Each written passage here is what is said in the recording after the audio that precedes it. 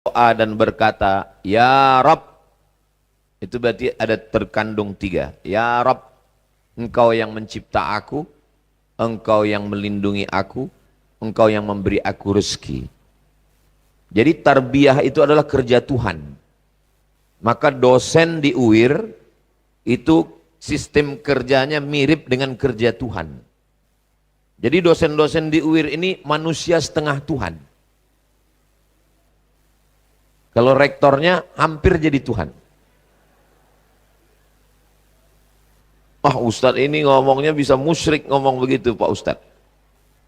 Coba tengok ayat untuk Nabi Muhammad.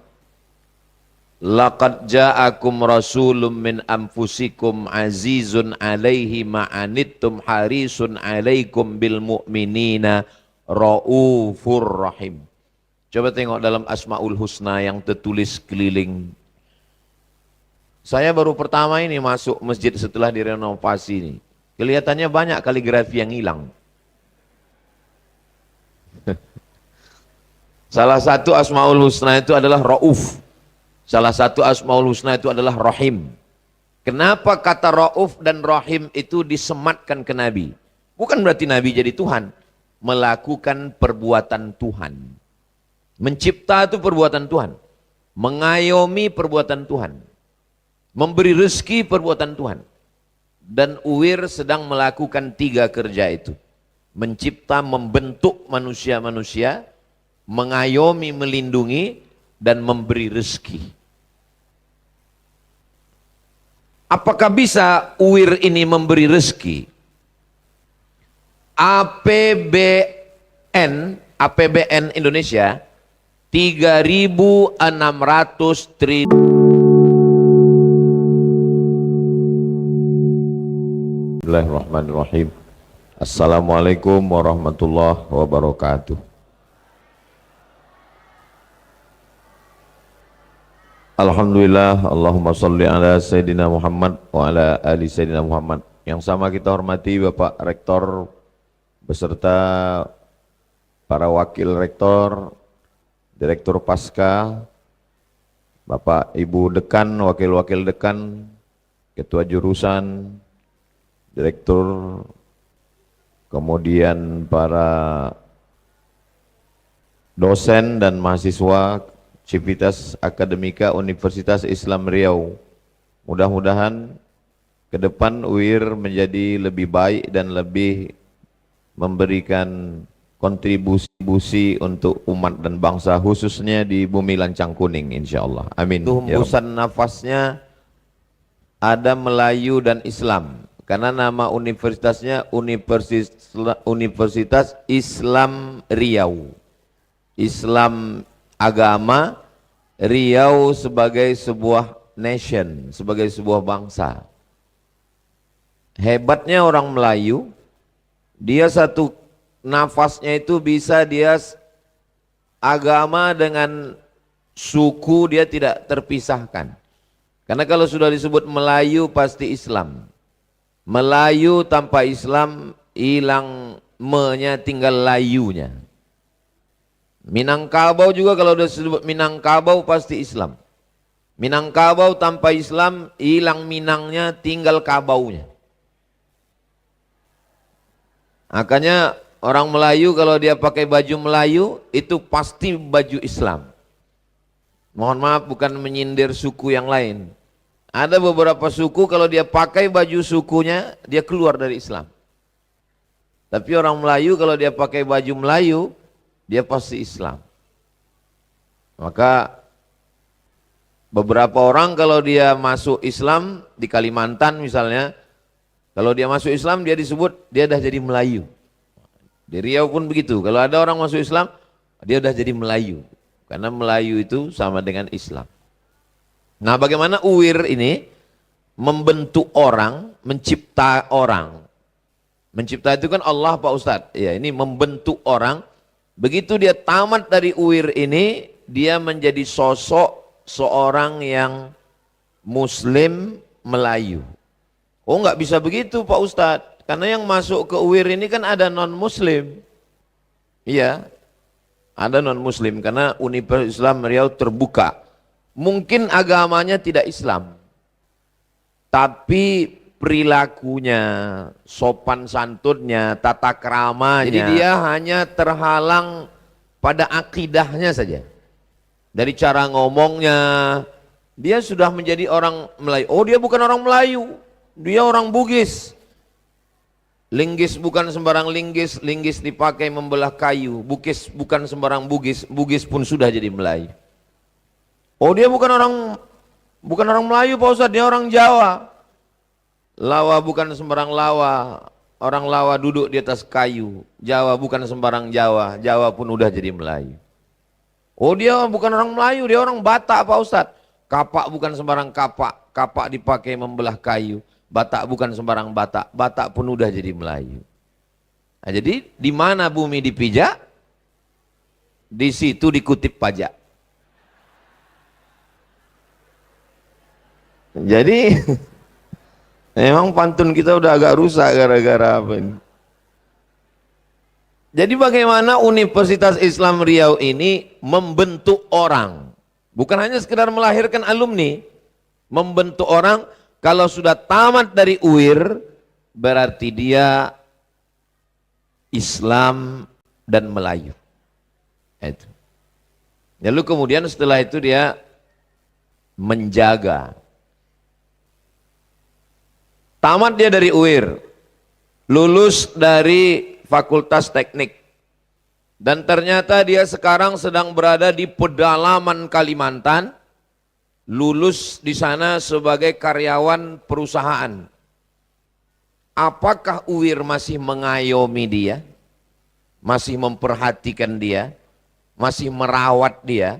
Masih menjaga dia? Kalau masih, itu berarti pendidikan Islam.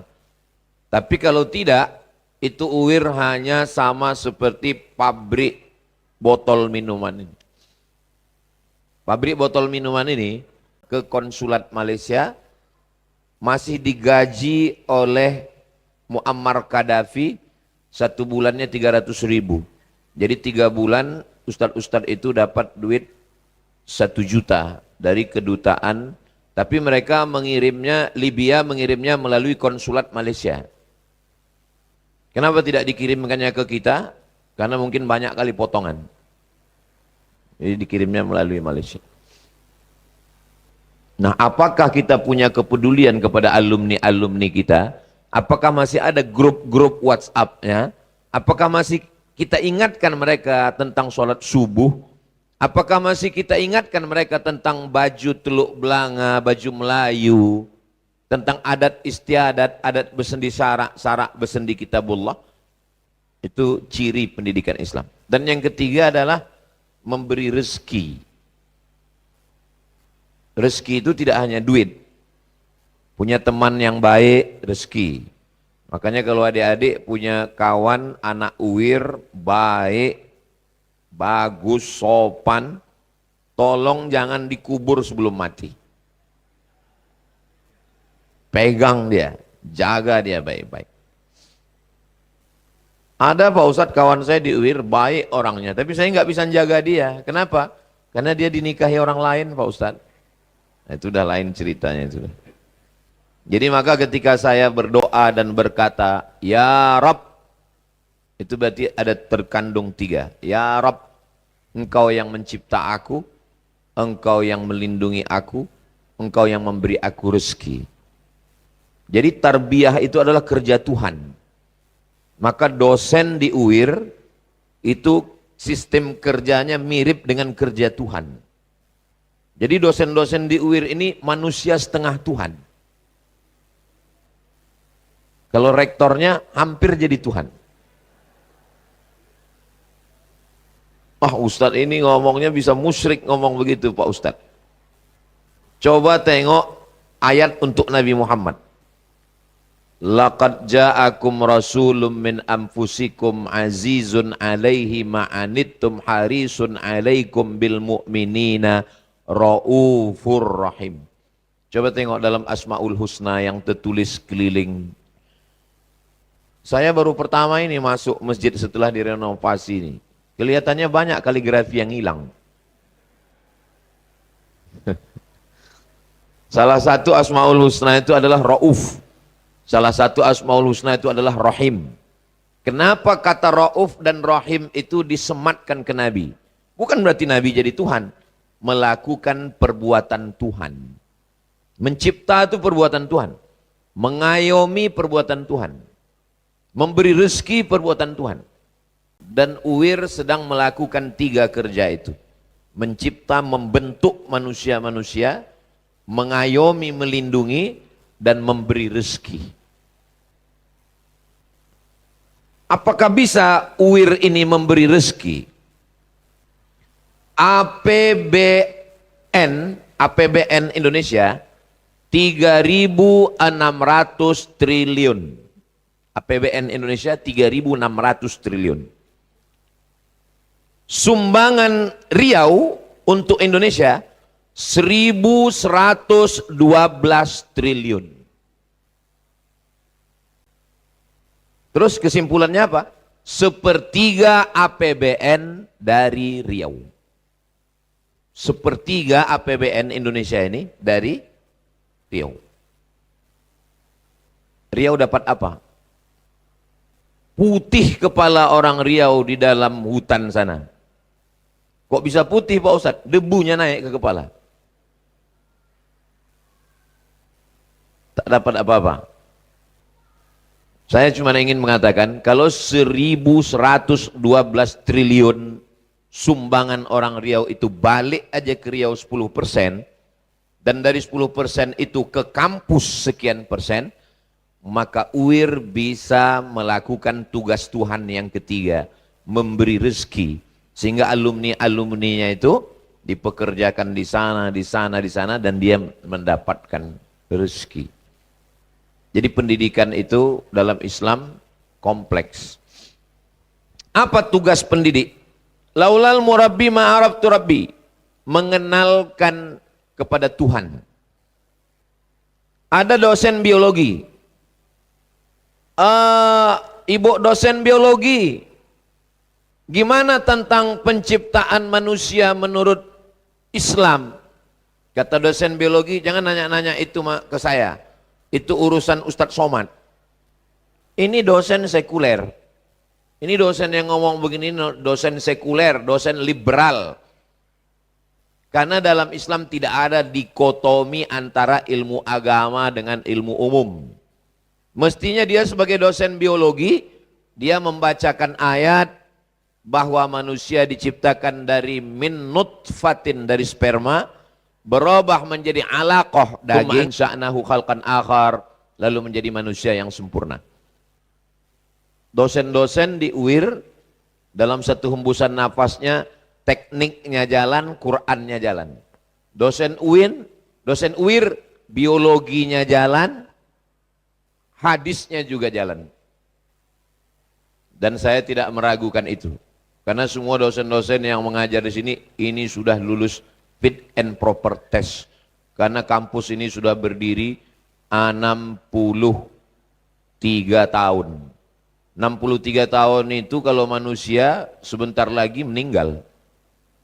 Tapi kalau kampus itu justru masa-masa perkembangan, masa-masa kemapanan. Maka harapan yang terbesar tergantung di Uwir ini.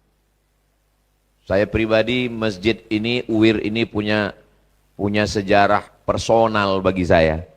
Saya kalau mau melihat diri saya tahun 2008 saat pulang awal-awal ke Riau, saya duduk di tengah ini dan tausiah saya pertama kali di masjid inilah.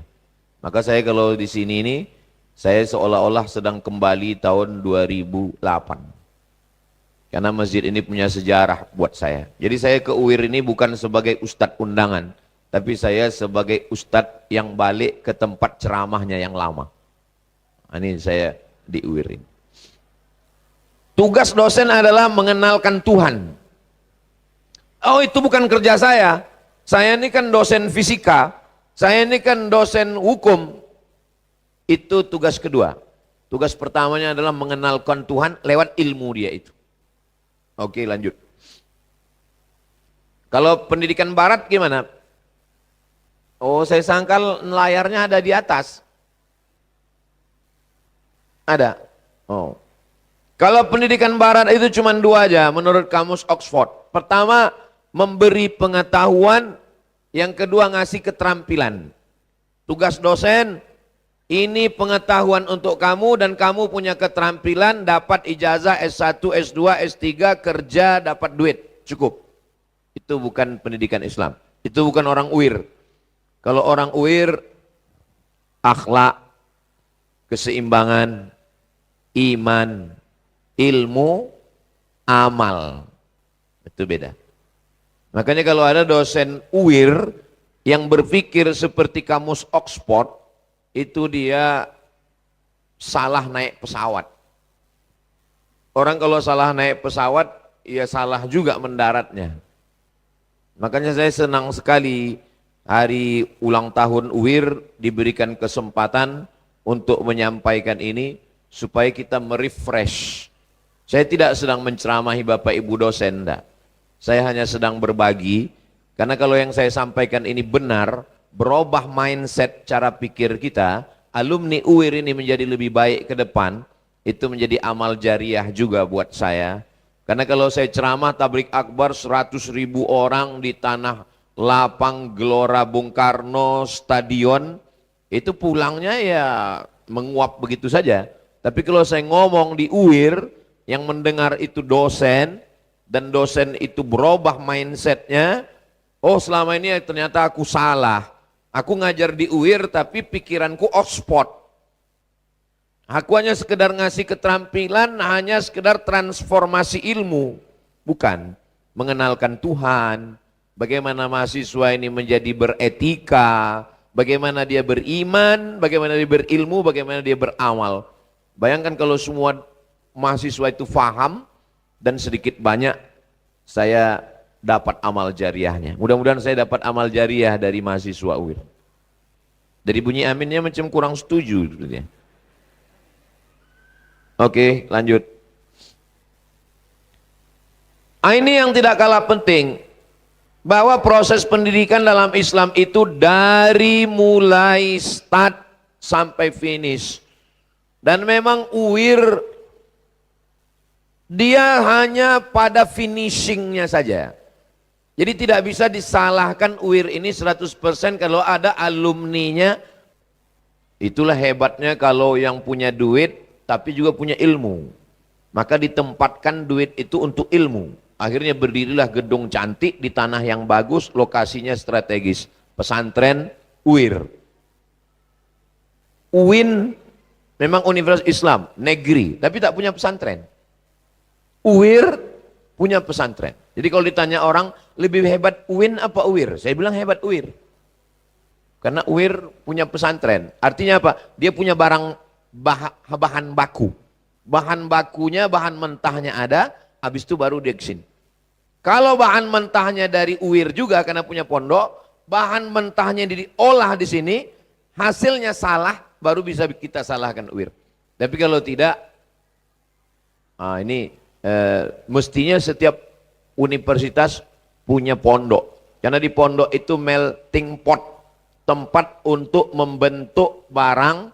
Kalau manusia ini diibaratkan sebagai produk, bahan mentahnya di pondok, lalu masuk ke kampus, tamatnya, tapi alumni yang ini, yang edisi spesial ini, baru bisa dinikmati itu nanti paling 2045.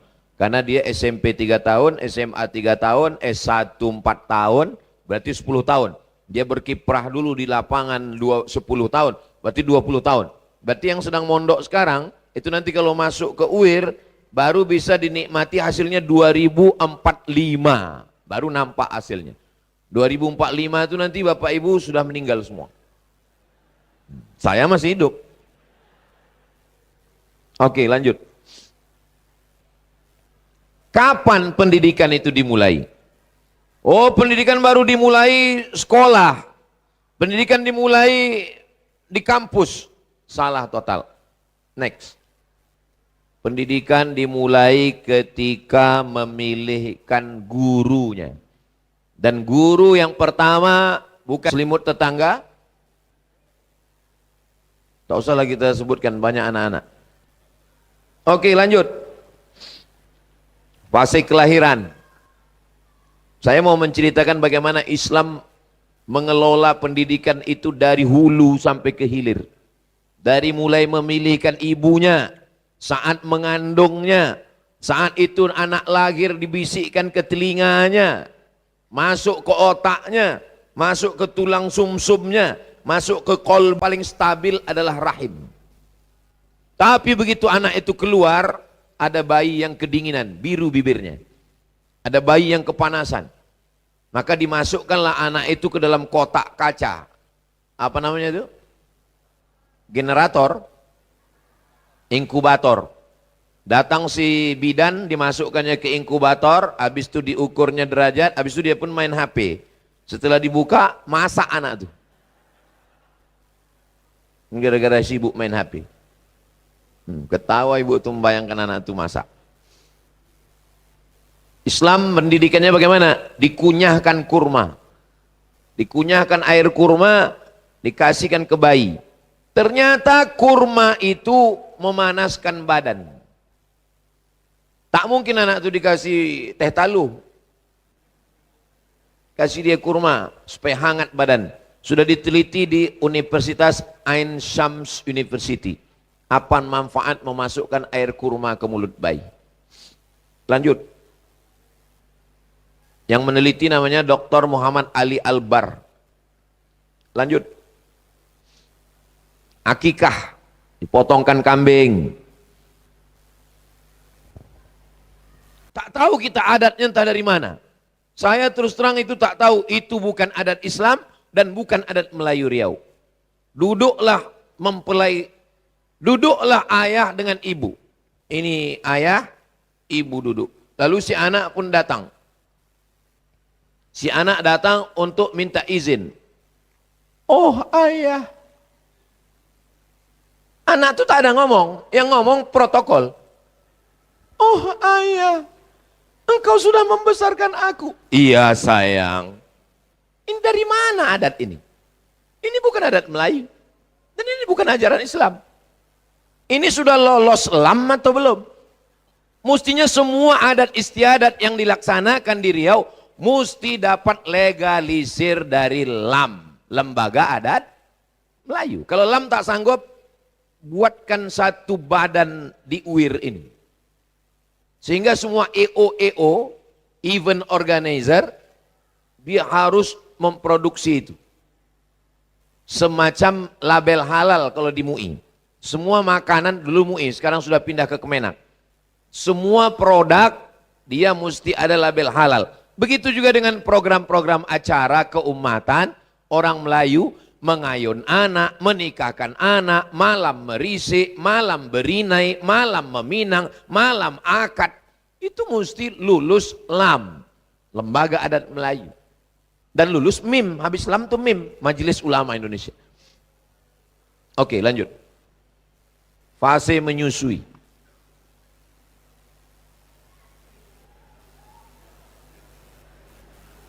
Tak usah dijelaskan lagi. Gambar sudah cukup jelas. Dulu biru bibir kita mandi ke sungai. Amalan Islam Melayu bumi lancang kuning sekaligus proses pendidikan anak. Sekarang anak-anak tak tahu lagi bacaan zikir.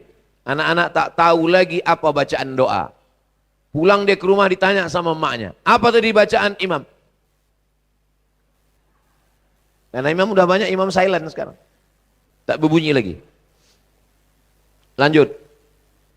Fase remaja. Remaja ini 3 yang ditanamkan. Pertama akidahnya putih, berdiri.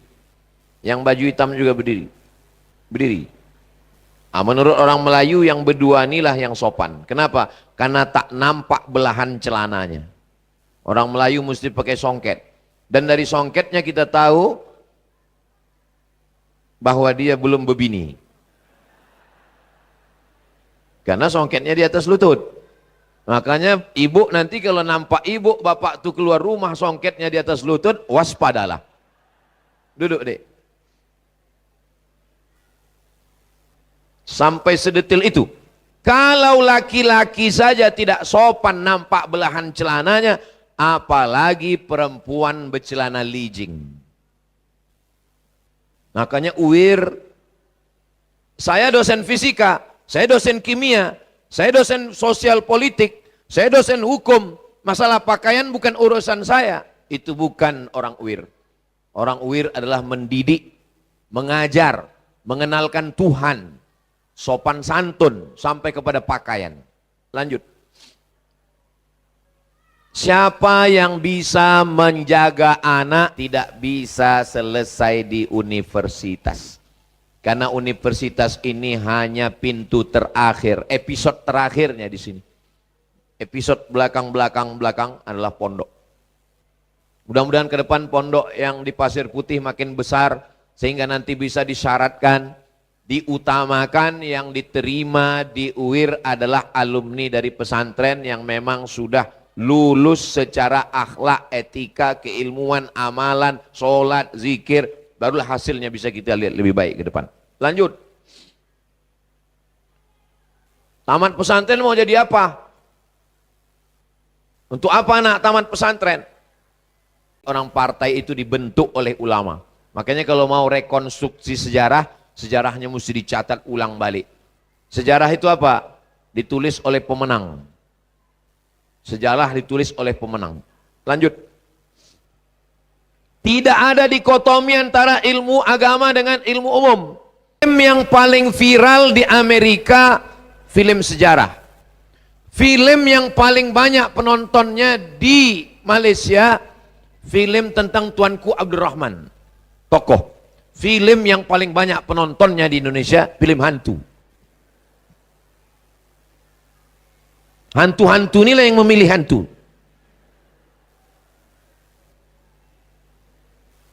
Peradaban apa yang mau kita bangun? Itu yang gambar orang ngantri itu Jepang. Orang Jepang malu kalau anaknya tak bisa ngantri. Anak tidak bisa bahasa Inggris, kursuskan. 1 bulan bisa TOEFL, Test of English Foreign Language. Anak tidak bisa fisika, matematika, kursuskan bisa. Tapi anak tak pandai ngantri, tak bisa sebulan. Peradaban yang mau kita bangun adalah peradaban etika, moral, akhlakul karimah. Akhlak itulah yang mau sedang kita bangun. Next.